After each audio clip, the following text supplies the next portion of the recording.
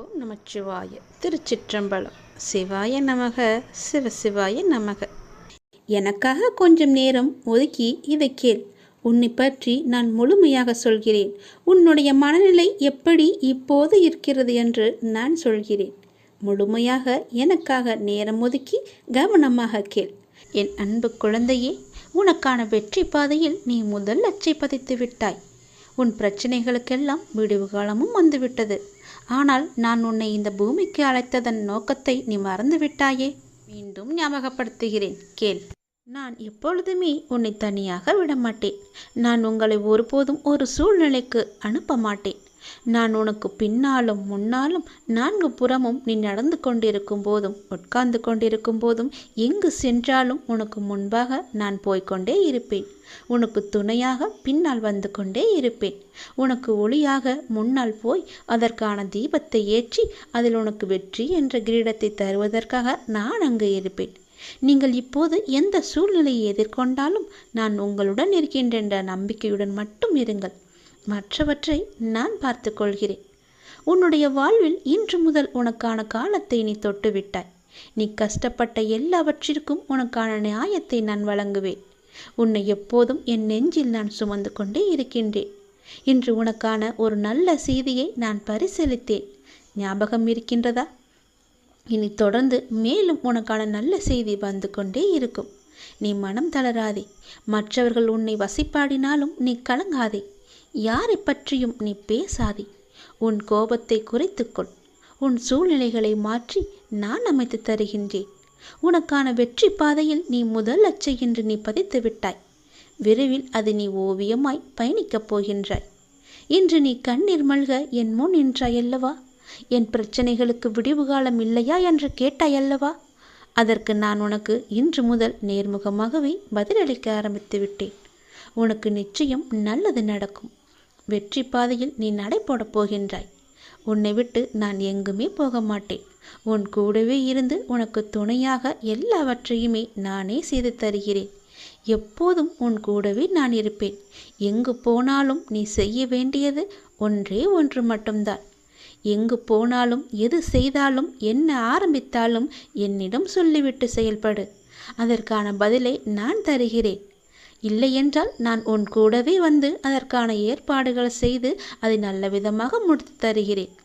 போகும்போதும் வரும்போதும் என்னிடம் சொல்லிவிட்டு செயல்படு. உனக்கு பல நன்மைகளை அதில் நான் வைத்திருப்பேன்.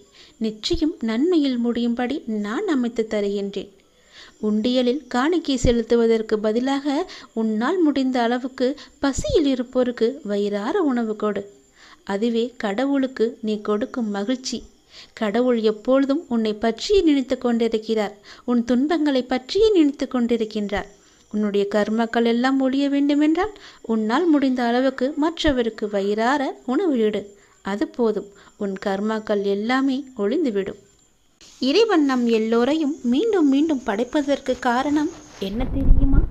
நாம் நல்லது செய்ய வேண்டும், நம் கர்மாக்கள் எல்லாம் ஒழிய வேண்டும் என்பதற்காகவே நாம் மீண்டும் மீண்டும் நம்மை பிறக்க வைக்கின்றார். இறைவன் அனைவரையும் நல்ல செயல்கள் செய்யத்தான் நம்மை அனுப்பியிருக்கின்றார். ஆனால் தீயதை செய்து தானும் துன்பப்பட்டு மற்றவர்களையும் துன்பப்படுத்த அல்ல என்று அனைவரும் உணர வேண்டும். எல்லாம் உங்கள் எண்ணங்களில் தான் இருக்கிறது. உங்கள் மனதுகளில் தான் இருக்கிறது. உங்கள் செயல்களில் தான் இருக்கிறது. நீங்கள் மனது வைத்தால் நிச்சயம் நடக்கும். அது எப்போது என்றுதான் உனக்கும் தெரியவில்லை, அனுப்பி வைத்த எனக்கும் தெரியவில்லை. எதற்காக அனுப்பினோ அதை மறந்துவிட்டு நீயே ஒரு வழியில் போய் கொண்டிருக்கின்றாய். அது உனக்கான வெற்றி பாதையாக இருக்கும். கவலைப்படாதே. இருந்தாலும் நான் அனுப்பியதன் கடமையும் நீ செய்ய வேண்டுமல்லவா? செய்து வா. உனக்கு நல்லது நடக்கும். என்னுடைய மகளே, உன் மனதிற்குள்ளே நீ அழுது கொண்டிருக்கும் உன்னிடம் ஒன்றை நான் கூற வந்திருக்கிறேன். உன்னோடு நான் பேச வேண்டும். நான் சொல்வதை கேட்பாயா? நீ மனதிற்குள்ளே 1000 சோகங்களை மறைத்துக்கொண்டு மௌனமான கண்ணீருடன் மனதில் மருங்கி கொண்டிருக்கும் என் பிள்ளையோடு நான் மனம் விட்டு பேசுவி என்று நான் வந்திருக்கிறேன். என் வார்த்தைகளை கண்களை மூடி முழுமையாக கேள். என் தங்கமே, உன் கண்ணீரை துடைத்து கொண்டு என் அருகில் வந்து நீ உட்கார்ந்து கொள். உன் கஷ்டத்தை நீ சொல்லித்தான் நான் தெரிந்து கொள்ள வேண்டுமா? உனக்கு ஆசீர்வதிக்கப்பட்டதை தராமல் நான் எங்கே போகப் போகிறேன்? நீ மனதை அமைதியாக வைத்துக்கொள். உன் வாழ்க்கையில் ஏற்படும் இன்பத் துன்பத்தை மனதார ஏற்றுக்கொள். துன்பத்தை கடக்க வேண்டுமே தவிர அதை நினைத்து என் நேரமும் புலம்பக்கூடாது.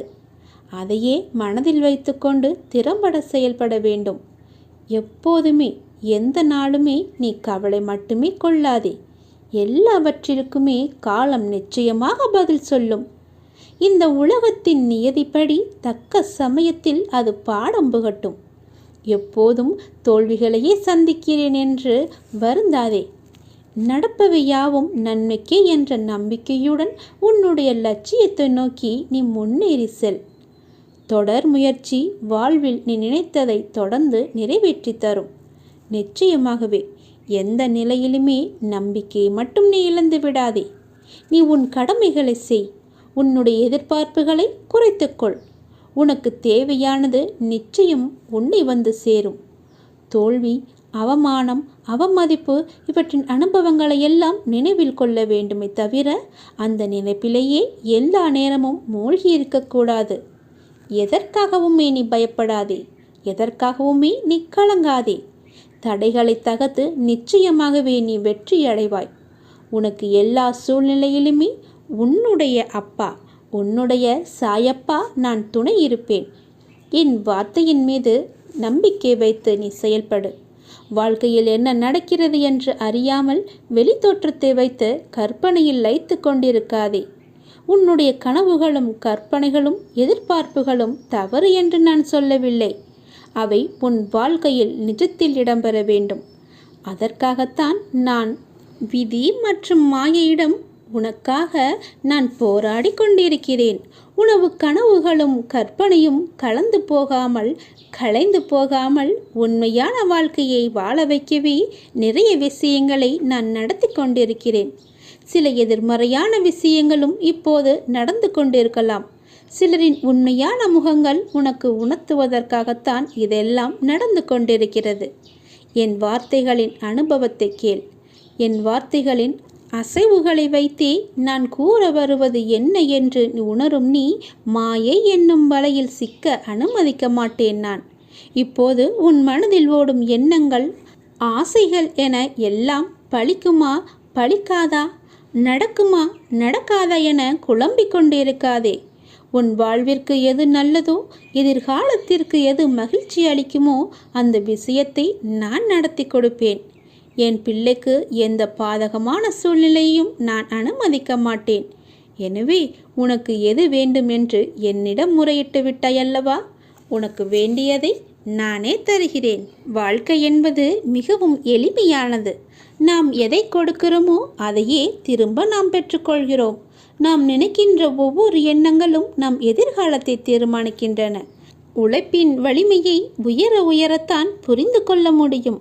உண்மையான அன்பின் பாசத்தை பிரியத்தான் உணர முடியும். சொல்கின்ற எண்ணங்களை செயலாக்கினால்தான் வெற்றியை பெற முடியும்.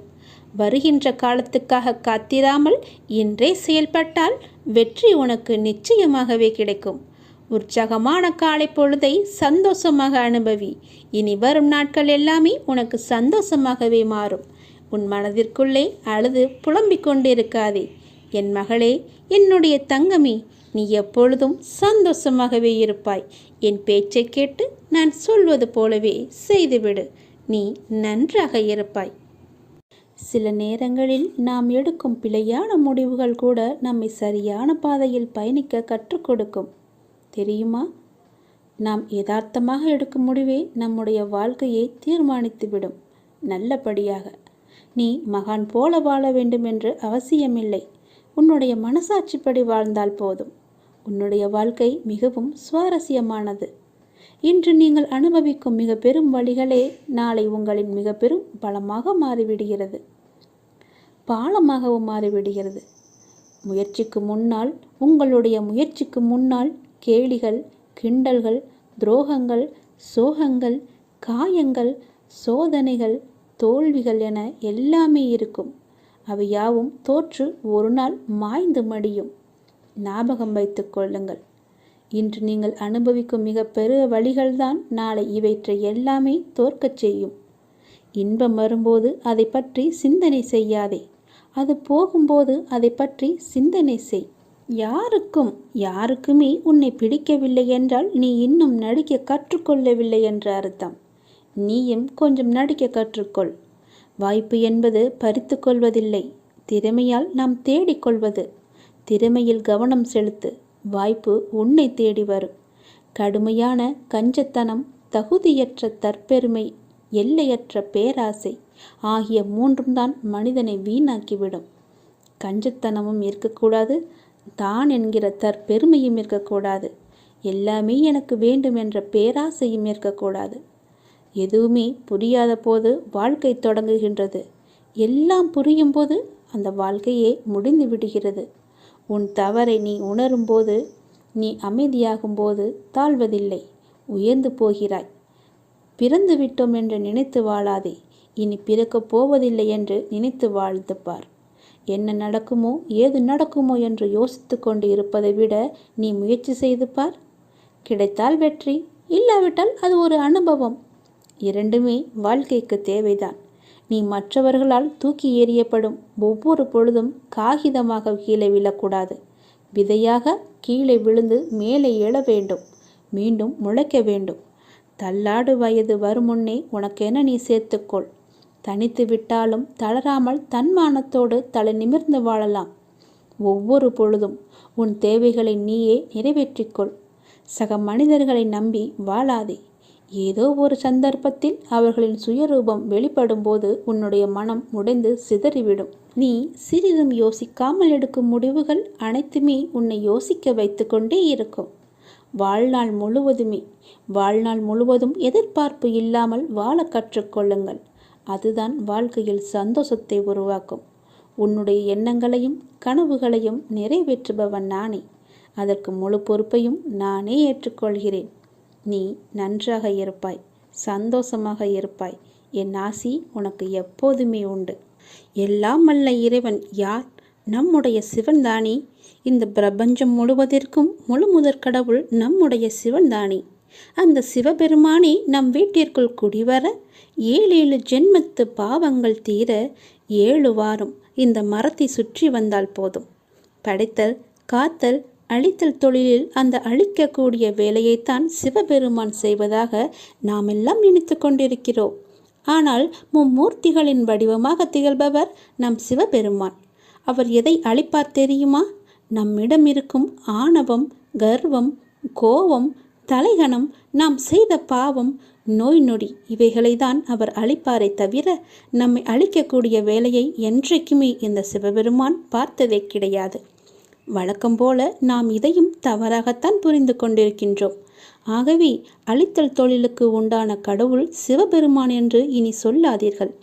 எம் பெருமானின் ஆசீர்வாதத்தை முழுமையாக பெறவும், நம் குடும்பத்தில் இருக்கும் பிரச்சனைகள் தீரவும், 7 ஜென்மத்து பாவத்தை கழிக்கவும், இந்த சிவபெருமானை வீட்டிற்குள் வர வைக்கவும் செய்ய வேண்டிய சிறப்பு வாய்ந்த பரிகாரம்தான் இது. சிவன் ஆசீர்வாதத்தை பெற ஏற்ற வேண்டிய தீபம் தெரியுமா? சிவனுடைய ஆசீர்வாதம் நமக்கு முழுமையாக கிடைக்க இந்த தீபத்தை நீங்கள் ஏற்றி வாருங்கள். சிவனுடைய ஆசீர்வாதத்தை முழுமையாக பெற வேண்டுமென்றால் மாதந்தோறும் வரக்கூடிய பிரதோஷ தினத்தில் சிவன் கோவிலுக்கு சென்று வழிபாடு செய்ய வேண்டும். சிவன் கோவிலில் இருக்கும் வில்வ மரத்தை 7 முறை வலம் வர வேண்டும். ஒரு வில்வக்காயை வாங்கி 2ஆக உடைத்து அதன் உள்ளே இருக்கும் விதைகளை நீக்கிவிட்டு நல்லெண்ணெய் ஊற்றி திரி போட்டு வில்வக்காயில் தீபமேற்றி வில்வ மரத்துக்கு அடியில் வைத்து சிவபெருமானை மனமுருகி வேண்டி வரங்கள் கேட்டால் அந்த வரங்கள் உடனே நமக்கு கிடைக்கும். குறிப்பாக திருமணமாகாதவர்கள் 7 வாரம் திங்கட்கிழமை வில்வ மரத்தின் அடியில் வில்வக்காயில் தீபம் போட்டால் 7 வாரம் முடிவதற்குள் உங்களுக்கு ஒரு நல்ல செய்தி வந்து சேரும். 7 முறை வில்வ மரத்தை தினமும் சுற்றி வந்தால் கூட தவறு கிடையாது. வில்வ மரத்தை சுற்ற சுற்ற நீங்கள் செய்த பாவங்கள் எல்லாமே தீரும். 7 ஜென்மத்து பாவத்தை சுமந்து கஷ்டப்படுபவர்களுக்கு கூட சுலபமாகவே மோட்சம் கிட்டும். குறிப்பாக பிரதோஷ தினத்தன்று வில்வ மரத்தை வலம் வந்தால் எந்த நவகிரக தோஷமும் நம்மை தாக்காது. அவ்வளவு பெரிய மகிமை வாய்ந்தது. ஒரு வில்வக்காயை எடுத்து வந்து அதன் மேலே மஞ்சள் பூசி விபூதி பட்டையை போட்டு ஒரு மஞ்சள் துணியில் வைத்து கட்டி பூஜை அறையில் ஏதாவது ஒரு இடத்தில் வைத்து விடுங்கள். உங்கள் வீட்டில் 3 நாட்களுக்குள் நடக்காத நல்லது எல்லாம் கூட நடந்துவிடும். வீட்டை பிடித்த பீடை நீங்கிவிடும். தரித்திரம் நீங்கும். வீட்டில் செல்வ கடாட்சம், ஐஸ்வர்யம் பிறக்கும். எப்போதுமே நோய் நொடியோடு மருந்து மாத்திரை சாப்பிட்டு கொண்டிருப்பவர்களுடைய குடும்பம் கூட ஆரோக்கியமாக இருக்கும். ஆரோக்கியம் பெறு என்பதும் ஐதீகமான உண்மை. சிவபெருமானின் அருள் ஆசையை முழுமையாக பெற வேண்டுமா? அந்த சிவபெருமான் உங்கள் வீட்டிற்குள் வர வேண்டுமா? தினமும் நெற்றியில் திருநீறு பூசுங்கள். கழுத்தில் ருத்ராஜம் கட்டிக்கொள்ளுங்கள். மனதிற்குள் சிவ சிவ என்று நாமத்தை மட்டும் சொல்லிக்கொண்டே இருங்கள். வில்வ இலையை உங்களால் முடிந்தவரை வாங்கி கொண்டு போய் சிவன் கோவிலுக்கு கொடுங்கள். 7 வாரம் இந்த மரத்தை சுற்றி வந்து நான் சொல்வது போல செய்தால் கண்டிப்பாக சத்தியமாக உங்களுடனே சிவபெருமான் உங்களுக்குள் உங்கள் வீட்டிற்குள் குடிக்கொள்வார். இது நிச்சயம் நடக்கும். இது நம் அப்பாவின் வாக்கு. அவருடைய வாக்கை நாம் மீறக்கூடாது அல்லவா? ஒரு முறை செய்து பாருங்கள். உங்கள் வீட்டில் சுபிட்சம் உண்டாகும். ஐஸ்வர்யங்களும் பெருகும். நல்லதே நடக்கும். நீ எங்கிருந்தாலும் நான் உன்னுடன் இருப்பேன். உன்னுடன் மட்டும்தான் இருப்பேன். நீ இப்போது எந்த நிலையில் இருக்கிறாய் தெரியுமா? இன்ப நிலை நீங்கி துன்ப சுமையை நீ சுமந்து கொண்டிருக்கிறாயே. அனுபவிக்க இன்னும் என்ன இருக்கிறது என்ற அளவில் துன்பத்தின் எல்லை வரை சென்றுவிட்டு வெறுமையாய் நின்று என் சன்னதியில் எனது முகத்தை உற்று பார்த்து அழுது கொண்டிருக்கிறாய். உன்னை நான் கண்டு கொள்ளவில்லை என்று நினைத்தும் கொண்டிருக்கிறாய். உன்னை கரிசனத்தோடு நான் கவனித்து கொண்டுதான் இருக்கிறேன். ஒவ்வொரு முறையும் உன்னை தைரியப்படுத்தி கொண்டுதான் வருகிறேன் என்பதை நீ நினைவுபடுத்திக்கொள். நான் உனக்கு ஒன்றும் செய்யவில்லை என்று மட்டும் நினைத்து விடாதே. உனக்கே தெரியாமல் நான் பல விதத்தில் உனக்கு உதவி கொண்டிருக்கிறேன். இன்னும் நீ கடந்து போக வேண்டிய தூரம் கொஞ்சம் மட்டும்தான் இருக்கிறது. அதுவரை எல்லையற்ற பொறுமையோடு நீ காத்திரு. உனக்கு மிகவும் பொறுமை தேவை. தீவிர நம்பிக்கையோடு உனது சுமையின் கணம் தெரியாமல் இருப்பதற்காக எனது நாமத்தை நீ உச்சரித்தபடியே இருக்க வேண்டும். எனது சத்தத்தை உணர்வுள்ள நீ கவனித்து கொண்டு அதன்படி நடந்து கொள். அப்போது உனக்கு ஆறுதல் கிடைக்கும். மன நிம்மதி கிடைக்கும். நீ இப்போது கவலைப்பட்டு கொண்டிருக்கிறாயே, அந்த கவலை உனக்கே தெரியாமல் காணாமல் போய்விடும். இருந்த இடம் தெரியாமல் போய்விடும். நீ எதை பற்றியுமே மனதில் வைத்துக்கொண்டு சஞ்சலப்பட்டு கொண்டிருக்காதே. நான் உன் கூடவே இருக்கிறேன். எது வந்தாலும் நான் பார்த்து கொள்கிறேன். என்னுடைய அருள் நான் உனக்கு தருகிறேன். என் அருள் முழுவதையும் ஆசீர்வாதத்தையும் நான் உனக்கு தருகிறேன். நான் உனக்கு அருள் செய்ய காத்து கொண்டிருக்கிறேன். இப்படியெல்லாம் நான் செய்யும்போது நீ எதற்காக வீணாக கவலைப்பட்டு கொண்டு உன்னை நீயே வருத்தி கொண்டிருக்கிறாய்? வேண்டாம் தங்கமே. வீசும் காற்றுக்கு அளவுகோல் தெரியாது. பாய்ந்து சுழன்று வரும் அலையான நீருக்கு அளவு கிடையாது. சுடர் கொண்டு எரியும் நெருப்புக்கு அளவை எட்ட முடியாது. பரந்த ஆகாயத்திற்கு எல்லை என்ற அளவுகோல் இல்லை. நீளம் என்ற பரந்த பூமிக்கு ஆழங்களின் அளவுகோல் இல்லை. நீ போகும் தூரத்திற்கும் கடக்கும் பாதைக்கும் உன் அனுபவங்களுக்கும் அளவுகோல் உண்டா? இவற்றுக்கே இல்லை என்ற போது உன் வெற்றியை மட்டும் உனக்கு அளவுகோல் வைத்தால் நான் கொடுப்பேன். உனக்கான எல்லாமே தக்க சமயத்தில் கொடுத்து நான் உன்னை வாழ வைப்பேன். உன்னுடைய பாதைகள் எல்லாமே தெளிவாகும் காலம் வந்துவிட்டது. பணிகள் படர்ந்து இருள் சூழ்ந்த கஷ்டங்கள் எல்லாமே விலகி போகப் போகிறது. உன் மனம் நொந்து போன விஷயங்கள் எல்லாமே இப்போது உன் மனம் மகிழ்ச்சி அடையும் அளவிற்கு இனிமேல் ஒன்றின் பின் ஒன்றாக நிகழப்போகிறது. நிம்மதி என்ற மலர் உன் வீட்டில் பூக்கப் போகிறது. உன் மனதில் மலரப் போகிறது. இனிமேல் தென்றலாய் வசந்தமாய் நீ எப்போதும் வசந்த காற்றை சுவாசிக்கப் போகிறாய். நீ எதற்காகவுமே பயப்படாதே, கலங்காதே. உன்னில் வெற்றி என்ற தீபத்தை நான் ஏற்றி காமிக்கிறேன். அகிலத்தின் ரூபமாய் நான் எப்போதுமே உனக்கு துணையாக இருப்பேன். இது நிச்சயமாகவே நடக்கும். எதை பற்றியுமே கவலைப்படாதே. இன்றைய இப்போதைய சூழ்நிலையை வைத்து எதிர்காலத்தை நீ தீர்மானித்து விடாதே. எல்லாவற்றையுமே நானே பார்த்து கொள்கிறேன். உன் அப்பா நான் இருக்கும்போது எதற்குமே நீ கவலைப்படாதே.